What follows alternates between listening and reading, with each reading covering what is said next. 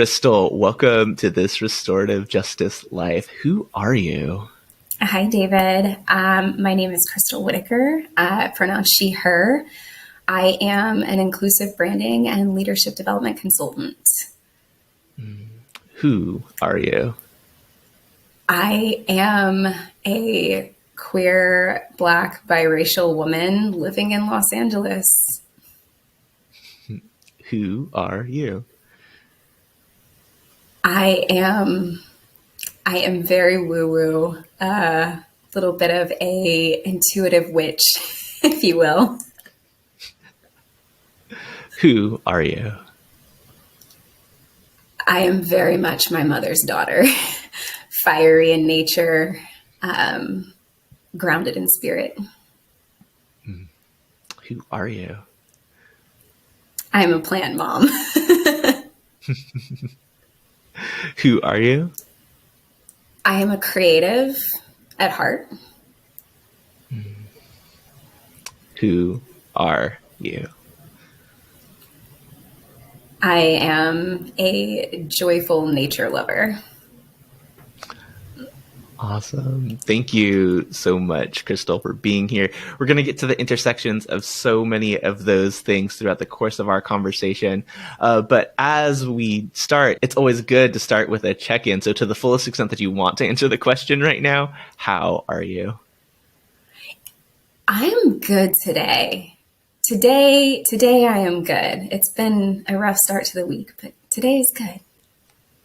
We're finishing strong. And for those of you who are listening to this on day of release, hope you are, hope your week has been good, or maybe at least today has been good. And, over the next couple of days and into the weekend, you will find more goodness, rest, joy, and relaxation. But, I'm so glad that you and your team reached out to have this conversation on this podcast because, as you talked about your work, I think there's a lot of intersection with the work of restorative justice. And while we might not use the same terms, this work of inclusivity is an important value in the way that we go about doing life and doing business within the realm of us trying to build a world where people have the ability to build, strengthen, and repair relationships rooted in equity and trust. And so, I'm not going to ask you, where did this work with restorative justice start for you? Because I know that was through our work at Amplify RJ. But on this broader question of equity and inclusion and belonging, how did this journey manifest or start for you? It's so interesting because in a lot of ways, this has been a lifelong buildup. But I started edging into this work as a profession through my photography business. Before I had my consulting brand, I was a photographer, and I had spent prior to that over a decade in corporate roles, got really burnt out. If anyone's ever been in corporate, you know what that can do to our spirits. And I started a photography business because I really wanted to lean into that creativity, and I dove headfirst into the wedding industry. If anyone is familiar with the wedding industry, especially on the vendor side, it historically, in terms of the mainstream publications and the way that things were marketed to couples, it skewed very heteronormative, very whitewashed. And that was something that immediately frustrated me as a photographer, because being a queer woman of color, I know that lots of people with many different expressions get married. And so I built this really inclusive photography business where straight white couples were actually my minority clients, so to speak.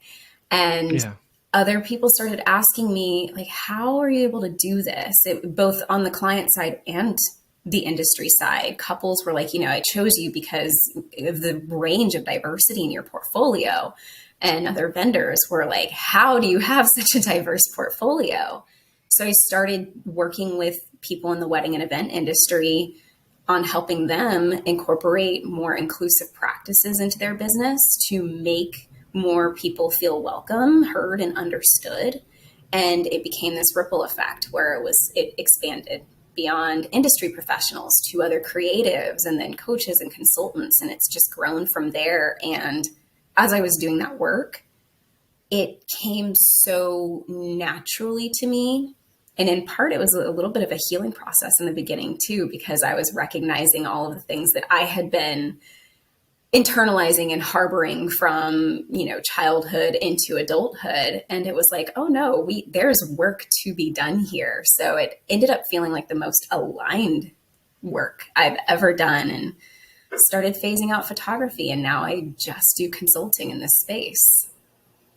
Yeah. Yeah. And before we dive into that transition from corporate to photography to this, you talked about it being a lifelong thing, right? And so many of us, it wasn't corporate for me, it was healthcare, right? But so many of us do work or find jobs or go to school for things that we think that will bring us stability, safety, at least a salary and health insurance, right? And I'm curious, what was present for you as you were making those decisions, but still in the back of your mind, thinking about these ideas of equity, inclusion, belonging as a young person growing up and as you were making those initial career decisions? So this is the interesting thing about my experience, because I am biracial, and the world, I identify as a Black woman, even though I'm half white. I present as a Black woman, but I grew up with the white side of my family. And I didn't have access to the Black side of my heritage, my family, or any of that. So these weren't glaring questions in my mind growing up. The one thing that was very clear to me as a child and as a teenager was, I am the only person of color in my family, and often feeling othered, but not having a full range of language or understanding as to why some things felt off. Because I also grew up in predominantly white heteronormative communities where these conversations weren't happening. I didn't even really know what to look for in terms of resources, language, books, any of those things. It was just what I had access to was what I had access to. And it wasn't until I became an adult and started getting exposed to different cultures and traveling and understanding different experiences and having all of that it started to click in. I mean, I was in my 20s when these things started to make sense for me. And then it was that thing of hindsight of, oh, that's why I felt this way during X time. Yeah. Yeah. And so I'm curious if there were any of those experiences that you can name that were turning points for you, or aha moments. This is a vulnerable answer, but it's the absolute truth. I mean, dating white men and some of the things that I can remember hearing, and things that were said to me or in my presence that felt a little off, but I was like, I don't have language for this. But hindsight being what it is, of oh, that's just, microaggressions, covert racism that nobody wanted to call racism, things of that nature, that now I can call it out immediately. Yeah. Yeah. And, you're experiencing this in the dating world, right? It's present in corporate, right? Yes. It's present in the wedding industry. And as you're starting to be able to identify those things, right? You see the ways that you want to do things differently. You see the ways that things have been done differently. You're able to give name to these issues. What did it look like for you to start naming those problems? And what was the response that you received? Well, when I started naming those problems, I had already begun cultivating more aligned relationships. And the people that were aligned were very receptive and open to having those conversations, open to learning and understanding how they could be more supportive. People who were not on that side of the fence were very defensive. There are relationships that I no longer have as a result, which in a lot of ways was really hurtful. which is why I really appreciate the work that you do around restorative justice, because, Sure. finding ways to engage in conversations that can be restorative to repair is important. But I think, the results were very divided. I didn't experience a lot of in between. It was either, yes, we hear you, we see you, we understand, or you're making way too much out of something that's not that big of a deal. Yeah. Yeah. And, whether it is quote unquote restorative justice, inclusion, equity, belonging, right? We are going to encounter people who are like very much opposed to having these types of conversations, very much opposed to being or to have like problematic behavior identified. And you're going to have varying different responses to that, right? And it is not the goal of restorative justice, right, is not to have everyone believe what you believe, right? Right. Although like that might be helpful in some circumstances, but it's not about like belief alignment. It is about like acknowledging harm caused, and like if we want to continue or if we want to be in relationship together in a good way, this is what I need from you. And like if people aren't willing to participate in that process or willing to change behaviors, like then we're not able to like proceed in a restorative way. And then that's where you set boundaries about like, hey, these are the people who I have in my life who are going to support me in the way that I want to be. And so like, I'm going to spend time with them and not you.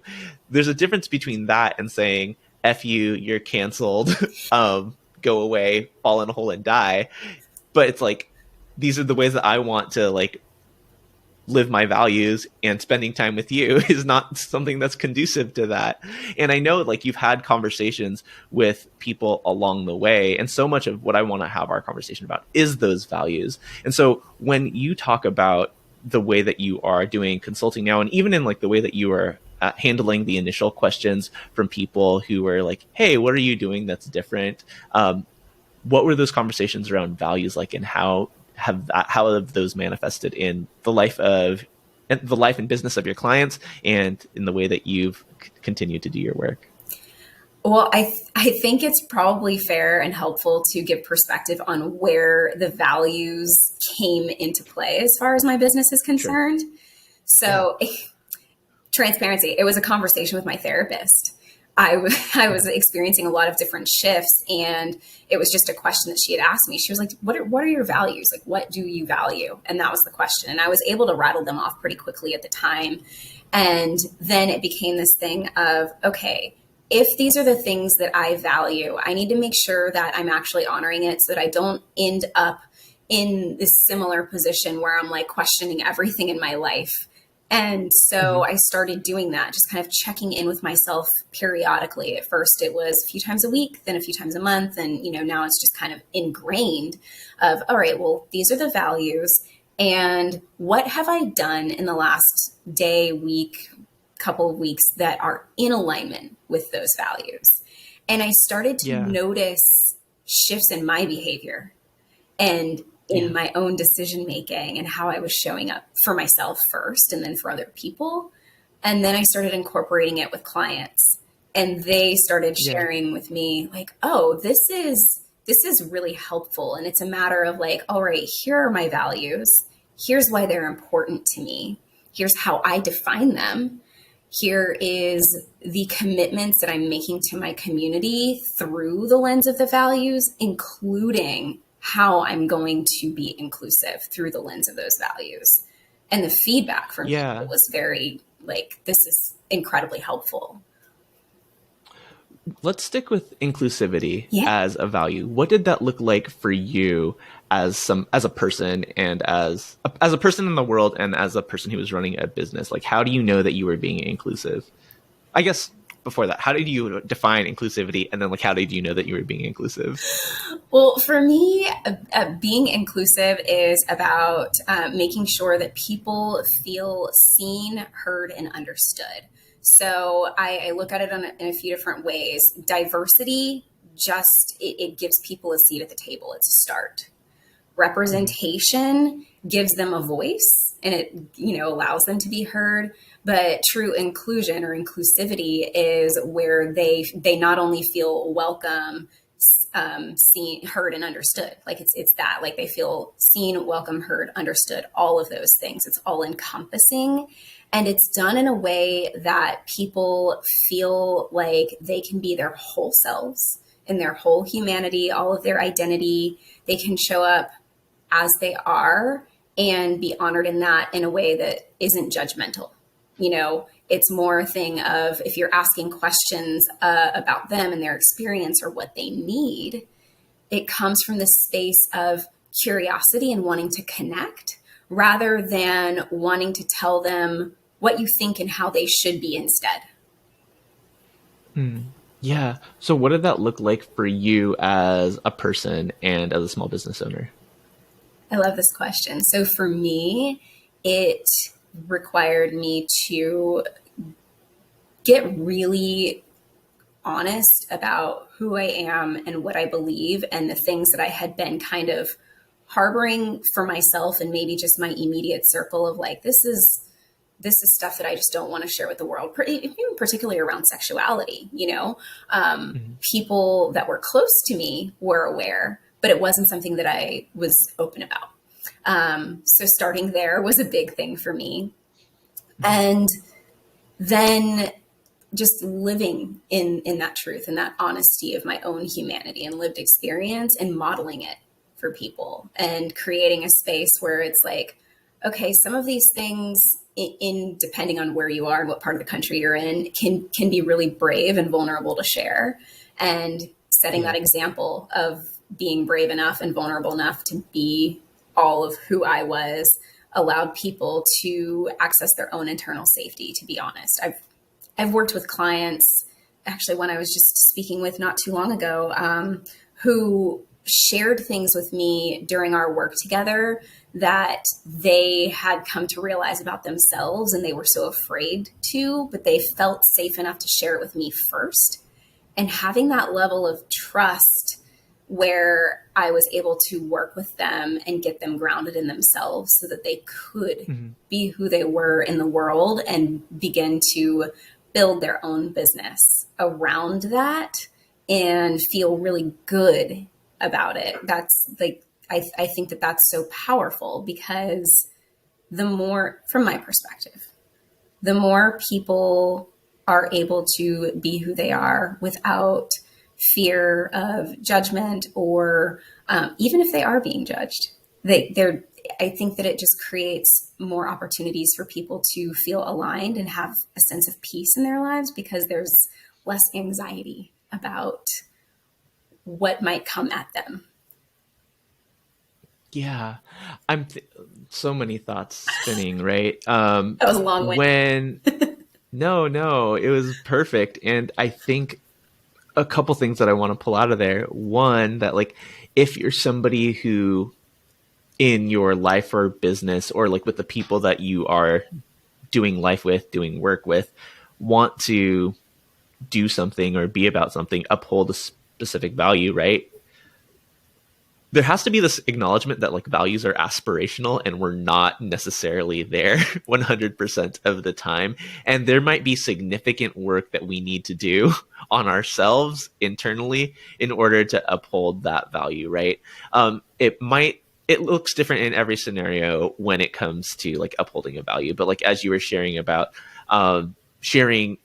your sexuality, right? Like having that conversation and revealing that part of yourself, whether it's in conversation or the way that you like advertise out to the world, right? Like that is a vulnerable thing that like, you know, Crystal from 10 years ago probably wouldn't have done. And like the journey that you had to do the work that you had to do to come to that place where like, yeah, this is okay. This is actually beautiful. This is who I am. And this is how I want to be in relationship with people. Like that was a journey. And like, we can't necessarily expect people to like reach those things overnight.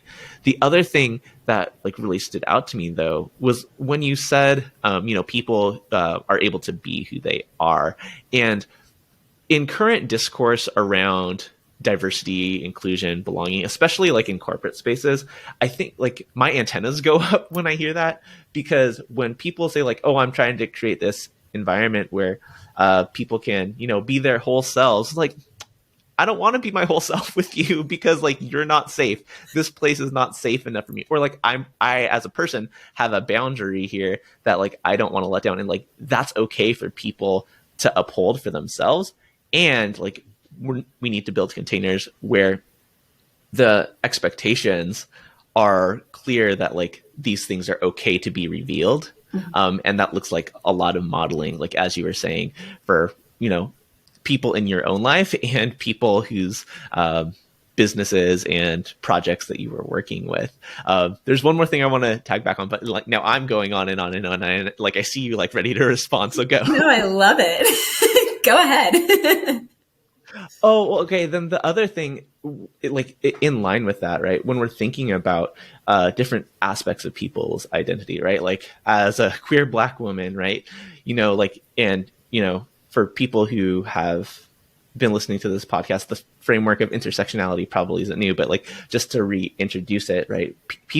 Everyone has multiple aspects to who they are, and within the context of our ableist, cis heteropatriarchal, white supremacist, capitalistic society, right? Like all of those identities that play a role. And so like as a Black woman, right, you suffer or you're marginalized, oppressed by white supremacy and racism, but also as a woman, right, like we have patriarchy, and as a queer woman, like hetero patriarchy. And people who live in bodies like yourself, or people who have multiple oppressed identities, understand intersectionality and the need to be able to show up as they are on a very deep level. People who have fewer marginalized or oppressed identities often feel shame because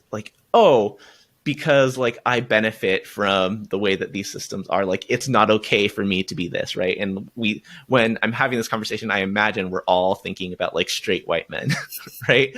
And straight white men being defensive about us naming these problems. And we want you to be who you are too. We just want you to be who you are in a space where that is not what is considered good, right, holy, and the objective that everyone should be striving to. Everybody's perspectives need to be included and belong and celebrated, and yours do too. Just like tone it down a bit, not tone it down. And maybe it's not even tone it down as I'm thinking that through. And because like, I think it's important to hear people like struggle in articulating this.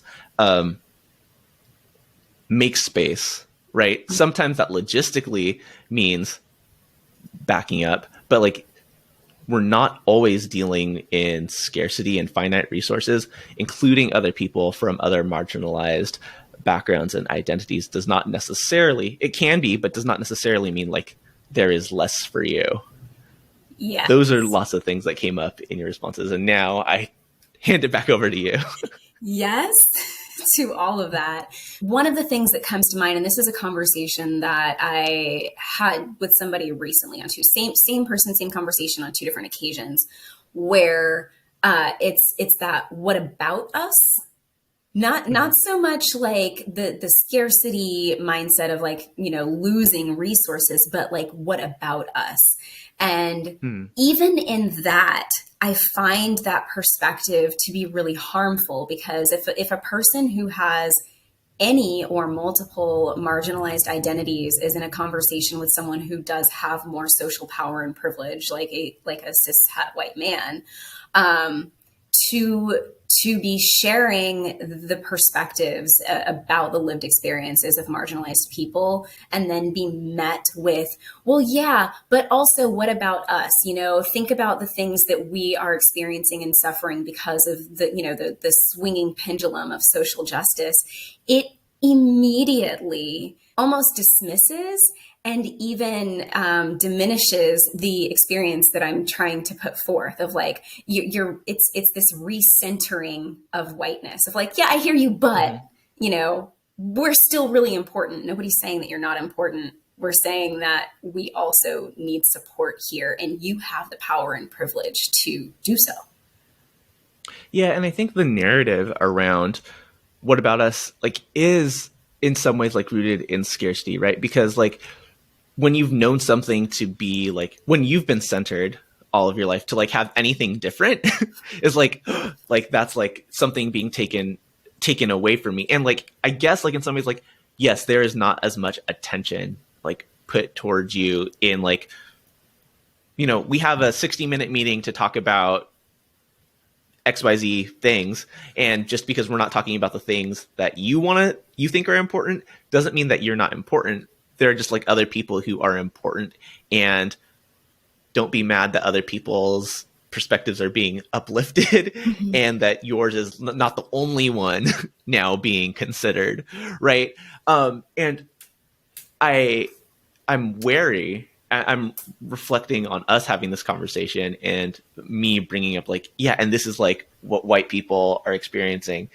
Not, and I'm thinking about the perception of like, yeah, and like you're continuing to center white narratives. And like, I think that's very true. Like that is what's happening right now. And doing it for the sake of let's talk about this and like be able to identify when that's happening.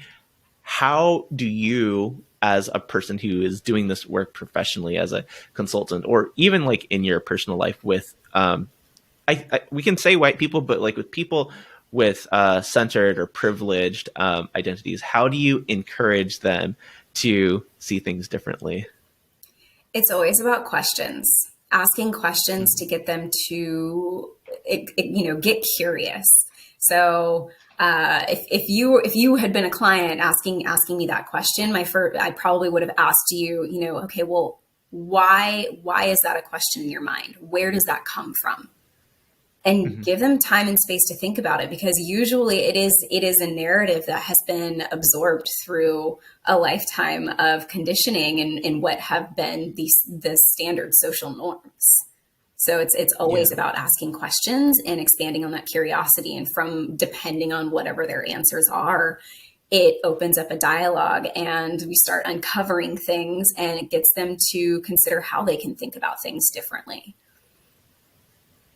Yeah, I those questions are so important. And when you're talking about, you know, forces of socialization, right? A lot of times, people feel like they're individually being blamed for their behaviors, and I think like I'm not absolving people of individual choices that they're making, but like there does have to be this acknowledgement that like this is systemic, Mm-hmm. and inviting people to see like it, like in those questions, like even questioning like, hey, why do you think that like marriage is only between a man and a woman? Because that's the home that I was raised in. That's what I saw on TV. That's what my pastor said. That's what XYZ, right? Oh, like, so that's why, right? But like, don't you see like the way that those things are like not about like you and your choices, Mm-hmm. about like the things that you've been told all of your life, and like to challenge those narratives and like to give examples of like why those things, I think giving context to like why those things have like historically been created and why those things don't necessarily serve the interests of everybody, Mm-hmm. is important. I'm thinking really deeply. What's been in my mind recently is the TV show Rami. It's on Hulu. I don't know if you've watched it, but this is a spoiler for Rami. So if you don't want to hear anything about Rami, if you're before season 2, episode 9 in Rami, skip forward, probably 2 or 3 minutes. But there's this character, this uncle, who is bigoted, homophobic, racist, and like pretty misogynistic. And he himself is a gay man who's struggling with his sexuality. And as a Muslim, right, like being a Muslim culturally, being Palestinian culturally, living and being like of middle age, like he has been socialized a certain way. And so like in his struggle to repress his sexuality, be who he is, like the anger comes out in like so many different ways. And, that's one example, of the way that not being able to be yourself, is detrimental to all of us, Mm-hmm. right? But like when you are not even allowing that for yourself to come out, like how do we expect you to be that way for others? Yeah. Oh, yeah. You're touching on the conversation that I have with clients where, they're usually coming to me because they want to create that sense of belonging. And early in our work, it's this conversation of like, okay, well, do you understand what you need in order to feel a sense of belonging from within yourself, first and foremost. Because if we know what makes us feel like we belong, and that work is done through self-connection and self-reflection. So there's different things that it's like, how do you connect to yourself, and how do you acknowledge what comes up? What does that work look like? Whether it's journaling or mirror work or singing to yourself, whatever those things look like. And then understanding how you connect with yourself will help you better connect to other people, and ask them, hey, what do you need to feel a sense of belonging? What helps you connect? And in identifying that, learning how to honor that for each other. Even if the ways in which you connect are different, when you're aware of how you connect and how other people connect, then you can honor that and create that sense of belonging for other people, because you understand how to do it for yourself. All of this work, this, David, all of this work starts from within. Yeah, yeah. So as you're doing this individual work with folks, so where they're interrogating their values, like identifying ideas of belonging for themselves, how has that impacted the people who they've worked with, the people that they're in community with? I love this question. So I feel like it's a little challenging to answer, because I don't get direct feedback on how it impacts on a deeper scale as far as everybody that they're working with. But what I can tell you is that the feedback I do receive is people feel much more grounded, certain, and aligned in the ways in which they're showing up and making decisions to support people that they're working with. And this, honestly, it goes beyond just workplace, because the way that I focus with people, even though a lot of my people they're in leadership roles, the way that I focus the work is, what is your role? What roles do you hold in life? You have your personal roles, your professional roles, and the way that we go through my framework is very much set up in a way that they are able to do the work for themselves and show up in a way that is consistent, regardless of what environment they're in. Yeah, That's your question. Yeah. No. No, okay. It was the answer to my question. And I think like what I'm getting at is people, and this is something that I struggle with too, when like articulating like why you need restorative justice, like, because it's hard to quote unquote sell or like convince people that like you need like value alignment. So like you feel a sense of peace as you move throughout the different roles that you have. Like it's hard to put like a dollar, like it's hard to say like this is where I was before and this is like why this was like a good business decision, right? And like within the context of education, like this is where we were before and this is like how we have increased attendance, better test scores, and fewer suspensions, right? There is a need for a lot of people when quote unquote selling restorative justice work, DEI work, equity, inclusion, belonging, justice work, to make the business case. And I think like both you and I like would articulate is like it's hard to make that business case. I'm curious like if there are business outcomes that like you have seen or witnessed that are helpful for people who need or want to hear some of those things, because like you totally answered the question in the way that like it was authentically for you, and like I deeply resonate with that. And for those who were like skeptical about like why would I do this when like I have these deadlines to meet, these goals that I'm trying to set, like why should I slow down, do this work for myself, like how will it benefit me and my team, my business, et cetera, et cetera? Of course. Well, the first thing I can say in terms of the benefit to the team, first question I would have is your team diverse? And if it is, are you aware of how impactful it is for people who are on diverse teams to be able to show up and feel psychologically safe and feel emotionally safe? Like, because going back to our earlier part of conversation where we're talking about being able to show up as being whole in your humanity, when people have that sense of psychological and emotional safety, especially at work, they perform better. They are less worried about whether or not they are going to be judged because of their experience or who they, what they believe, who they are, if they're actually really welcome or if they're just there to meet a quote unquote quota. They can redirect all of that energy to actually being creative and thoughtful and contributing to the team, being collaborative in a way that is, at their full capacity. And the same it goes for people who, even if you're just a solo entrepreneur, the way that your vendors work with you, the way that your clients work with you, if you are creating spaces where people can access that sense of, psychological safety, emotional safety, and they are more willing to show up for you, support you, refer you, that matters. I even had, I had a really big client project that I was working on all last year, and we continue to work together, but it was, they were revamping their entire website, and they hired me specifically to work with them and make sure that all of their messaging, the language, their nurture sequences, as far as emails were concerned, was clear, consistent, and connected, and the overall experience for anyone visiting their website or clients that were going through engagements, that journey was very nurturing and in alignment with their values of being inclusive, trauma-informed, and equity-minded.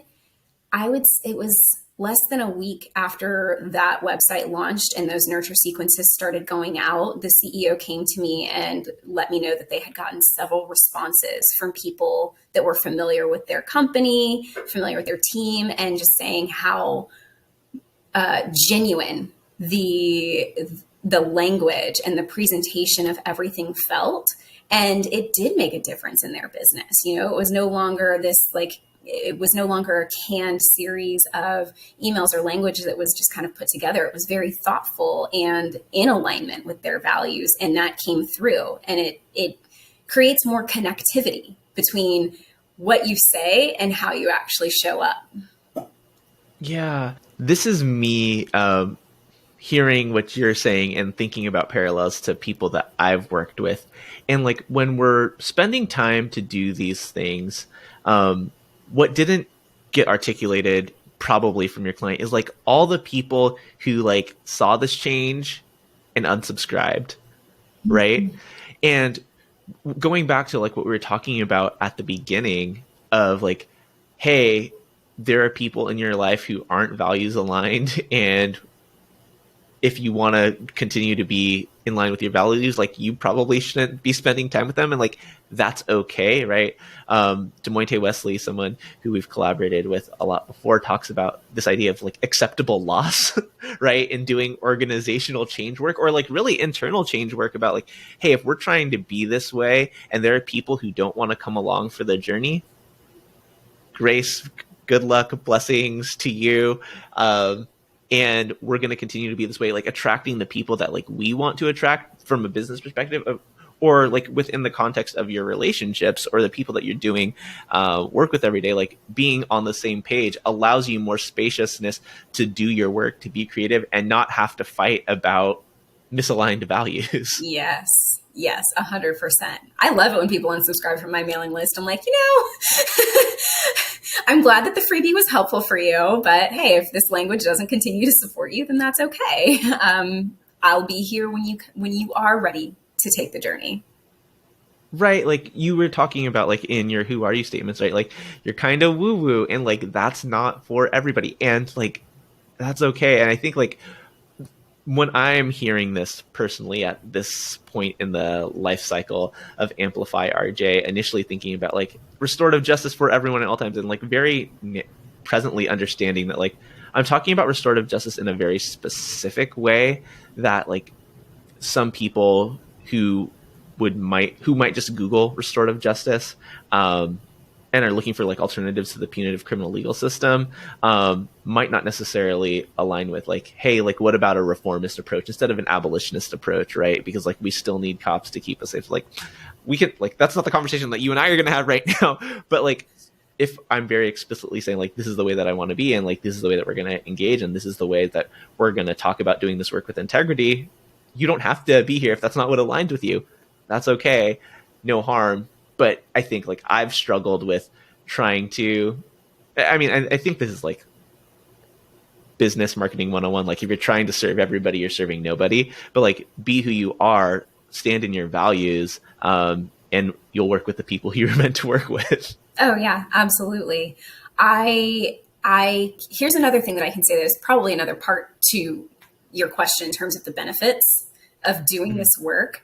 After working with me, clients, they message me a year, 6 months, a year, 2 years later, I've gotten messages where they have told me, wow, like the work that we did it's still applicable because I set it up that way on purpose. I want it to be something that they can continue to revisit.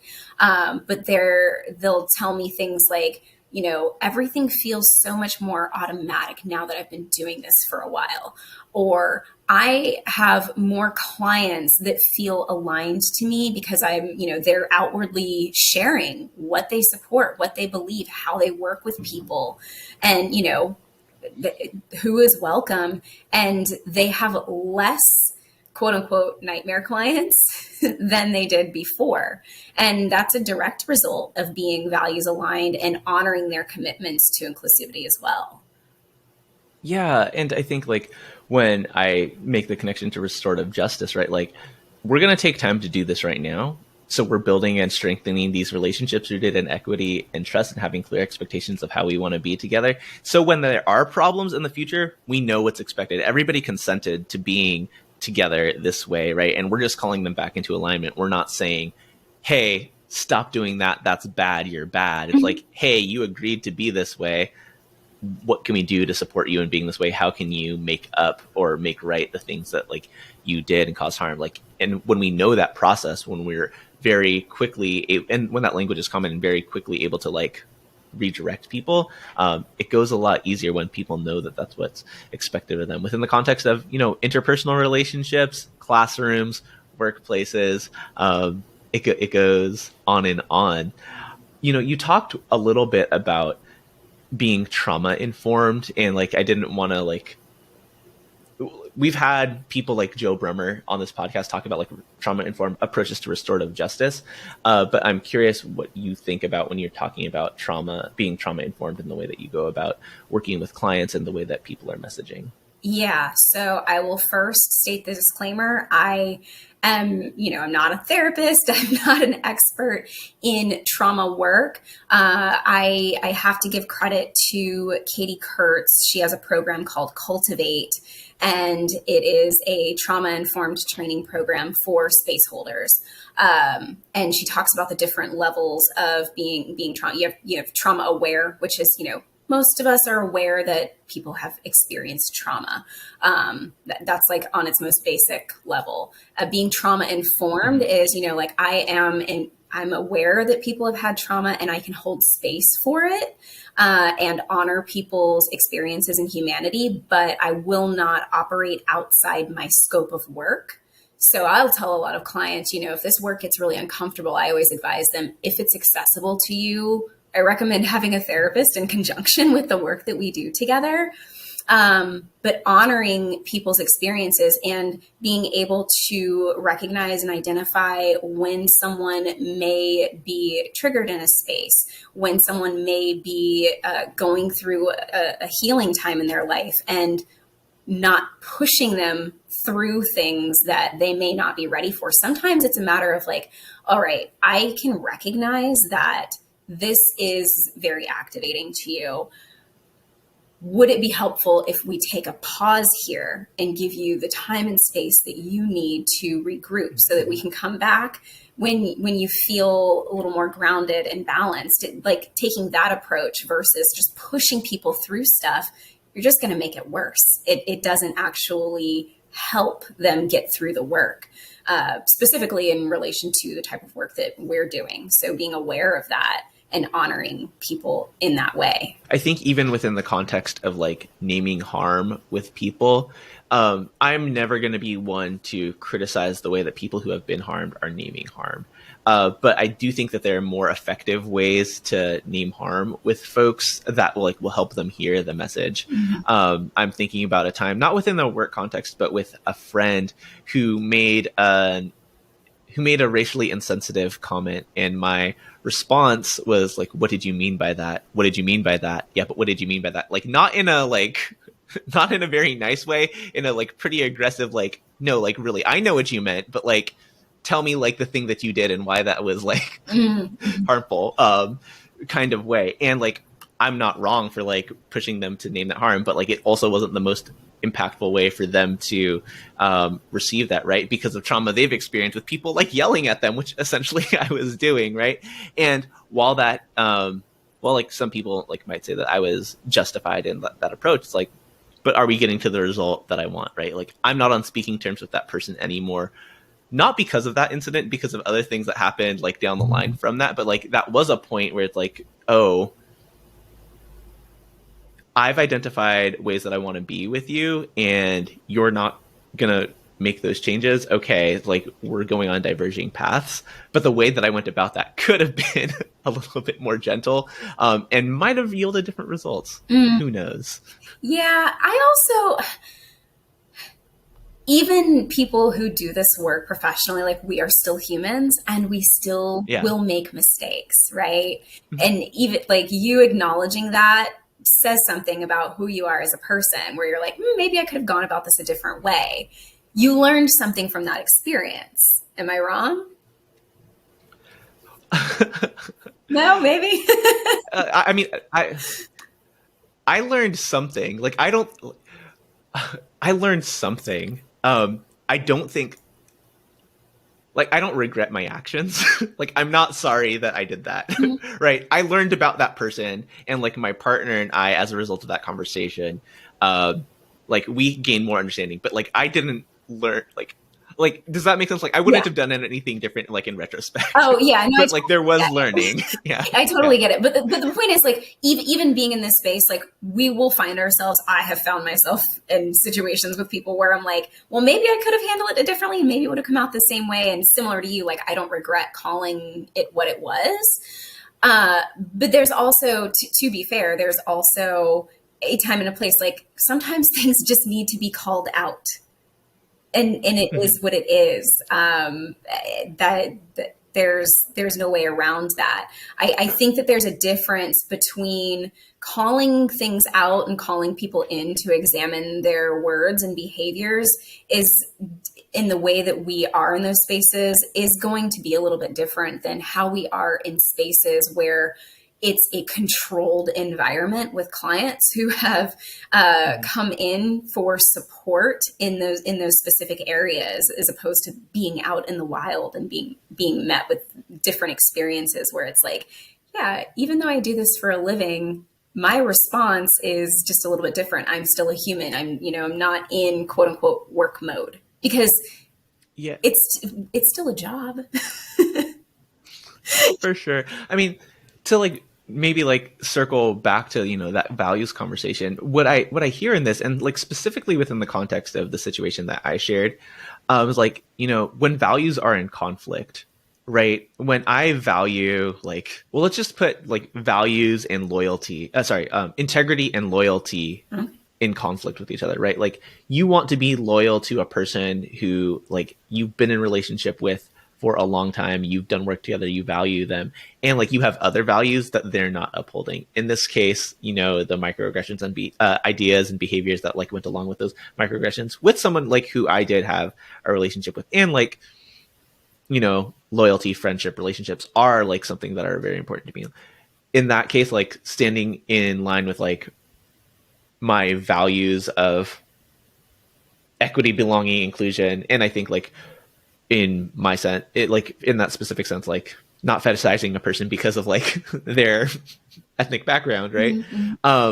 Was more important than let's continue to be friends, and that loyalty and integrity are two examples, but what are other ways that you've thought about coaching people through conflicting values or making those choices in your own life? Ooh, that is a good question. Let's consider the example of values of trust and well-being.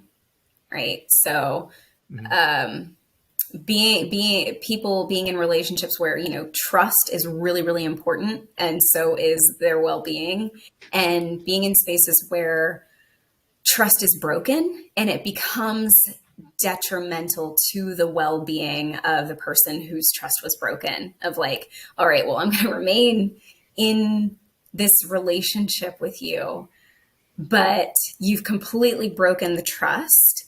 And how can I how can the value of well-being also be honored? It becomes this thing of sometimes we have to create a hierarchy within our values, which is really hard to do because we can have multiple values where, like you're saying, they're opposing. But if it Mhm. becomes a thing of like your well-being is now being sacrificed and compromised because you're going against this value of trust being broken, which is more important? Someone had said something that I thought was really powerful, actually, in relation to this conversation about the values of trust and well-being. That your mental health and well-being isn't a bargaining chip. Mental wellness not being a bargaining chip, like set my antennas off, because I think it comes back to, again, like what we talked about in the beginning, like being really clear about what we mean when we say those things. And making sure that like those things don't get weaponized, right? And so like having really explicit conversations about what things mean to people is really important, because I think about lots of times when like mental health, mental wellness, mental well-being like is sacrificed, is compromised, like because of other superseding values, like obviously for reasons that like most people would agree with when it comes to taking care of a very young child who has needs at all hours of the night. And so you're going to sacrifice your sleep and therefore mental wellness to make sure that those things get taken care of. There are causes in organizing spaces and activism spaces where like you are believing in a movement, a cause, a project so greatly that you are going to put additional stresses on yourself because like those other things are superseding. I don't think that's what you were saying. And so like I want to turn it back to you to make sure that we're clear about what you meant by like mental wellness not being a bargaining chip. So we're not using it in a way that like can be weaponized by white people being Mm, like, oh, I'm uncomfortable, like it's too much for me to like hear all this anti-racism rhetoric. I'm not a white supremacist, et cetera, et cetera. So like, what did you mean when you like talked about like mental well-being not being a bargaining chip? yeah, more so in relation to like if you are continuously stating a value or a boundary, because if you really think Mm-hmm. about it, like your values are also in relation to your boundaries, and people have been informed of what those values and boundaries are, and they continue to violate it, then it becomes a conversation of, okay, how can I make sure that I am honoring myself in this value, and do I need to reevaluate this relationship? Now, I'm certainly not saying like ignore the needs of young children. Like that's completely Yeah, different. yeah. And I definitely don't want people to weaponize this idea of, oh, well, this is just too hard for me and it's not good for my mental health. In those contexts, you know, especially white people doing this work, if you are feeling challenged as you go through it, first of all, just know that that's a part of it. So what other things can you put in place for yourself to support that value? So like if it is a matter of like, you know, protecting and taking care of your well-being, what can you put in place to support that while you go through this work? So I'll give you an example. When I'm working with clients, I have a 6-step process. And step number 4 is disrupt. And that is where we get into the whole work of disrupting and identifying bias on multiple levels. And I let my clients know this is going to be challenging. There are going to be things that may come up that will feel hard. They may upset you. I always advise them, if it's accessible to you, you know, I recommend having a therapist through this work. And at the very least, before we go through modules together, because they have pre-recorded modules they're able to go through, and then we do live sessions together. Make sure that they are in a headspace where they're able to engage with the material. If it starts to feel like it is too much, there is a pause button. It's not a quit button. Mm-hmm. It's a pause button because Yeah. that feeling, those feelings of discomfort that come up are actually an invitation to explore why you feel the way you do. Where are those narratives coming from that make you feel uncomfortable? It might not necessarily be about, oh, this is damaging to my mental health. It may be a thing of, oh, this is it, going back to what you were saying earlier. It might be something that they're recognizing is actually in opposition with one of the things that they say they value when they're going through that bias work. Mm-hmm.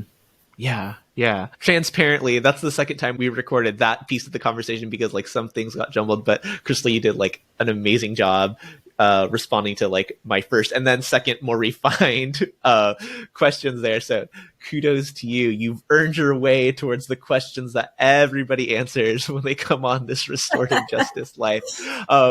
This hasn't totally been a conversation about restorative justice, but you are familiar with the framework and you practice in some ways. So how would you, in your own words, define restorative justice?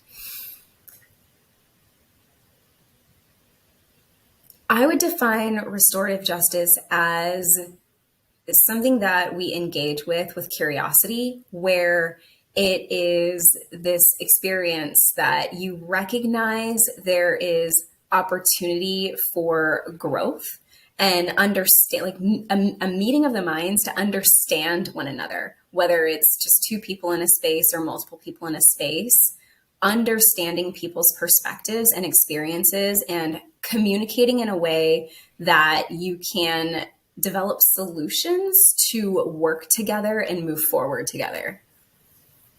Mm-hmm. Yeah. Relationship centered all the way. As you've been doing this work, however you choose to define it, what's been an oh shit moment and what did you learn from it? And I'll say that oh shit could be like a mistake and like I should have done something different, or like oh shit, yeah, I did that and it was awesome. An oh shit moment for me was when I realized who I was originally creating and communicating to through as far as my content was concerned. And it was the moment when I realized that I was actually speaking to my mom through a lot of my content, where I was like, oh, okay, we need to have some conversations here. And what were those conversations like? It came up first in a phone call of, so I just had this realization and I would like to talk to you about it. And it was a series of subsequent conversations because it was actually, and I'm totally comfortable sharing this because we have had a conversation around it. My mom is a white woman. I love her. She's amazing. But she had told me in 2020 that she never realized that I would have a different experience in the world because of the color of my skin. And it floored me. I was like, wait, what? So those subsequent conversations were, even now, sometimes we'll still have them of like kind of informing her about, how my perspective is different for reasons X, Y, and Z on any given topic. Cause sometimes, it's a matter of like sending me a news article, asking for my advice or thoughts on it. What do I think is going on in the world? And it's just been a series of continuous conversations. So that was realizing who I was creating content for in the beginning. It was like, oh my gosh, okay. Yeah. It's been very restorative for us though. Yeah, I want to like give you kudos and also like highlight the ability to like to do that within the context of like your family is like some of the hardest work sometimes. And like knowing what I know about you from the little time that we've spent together, like I can see that there is like a not perfect, but like beautiful relationship there that like you have like levels of trust in, right? It's harder to do with people who like you don't have that, but like I'm really glad that you were able to do that. I also want to say like this is not licensed for any white people listening to this to like send your friends of color news articles and ask them for their thoughts. Don't think I really need to say that, but want to make sure that that is stated very clearly.